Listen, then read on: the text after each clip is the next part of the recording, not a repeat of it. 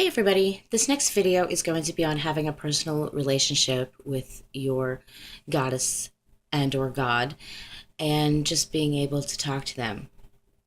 Having a personal relationship basically means that you are one on one with them.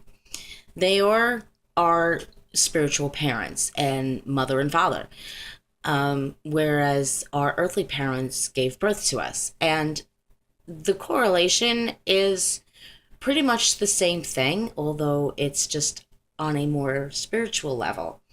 And talking to them is just the same way as you talk to anyone else. You know, you don't have to be formal, is the word I was looking for, formal with them. Um, just be like, hey, I'm having a problem and I really need to talk to you. Or, you could say, thank you for da da da da da. Um, you just talk to them and connect with them the way you would anybody in your own personal life. Having a personal relationship with them means that you work with them often. You don't just, light a candle and blab for 2 minutes and then just run away. You make the connection. You make time to spend with them, whether it's Isis or Aphrodite or Zeus or Apollo. They all have energies that we desperately need in our own personal lives. And if we're not willing to take the time to get to know these energies and work with these energies, then what's the point? So having a personal relationship with them and talking to them as though they were standing right in the room with you, which they are, even if we don't initially see them, it becomes so much more than just personal. It becomes a way of life. And ultimately, edifying them, glorifying them in a personal, individual way makes it even more unique to you. And you will eventually, the more you do it, the more you will find that they are working in your life. And the messages will just become so concise and clear that you'll be like, holy cow, how did I not notice that before? I'm finding that a lot lately.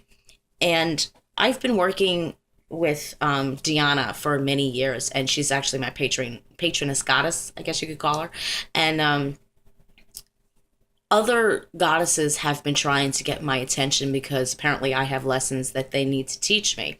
Like the Morrigan will come down and she'll appear to me as a giant crow. She's sent her crows to me a few times with the sun illuminating their wings. And, she'll make her presence known through my poetry.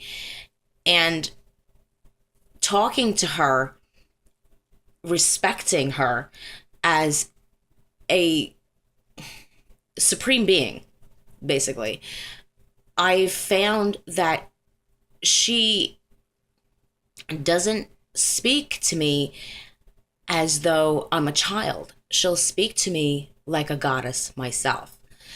And I think we really forget the fact that, as women, we are goddesses ourselves and the men are gods. And we need to learn to accept that in our lives, that we are Godhead. We have that innate power to lift ourselves up beyond what we are as human beings and be spiritual beings.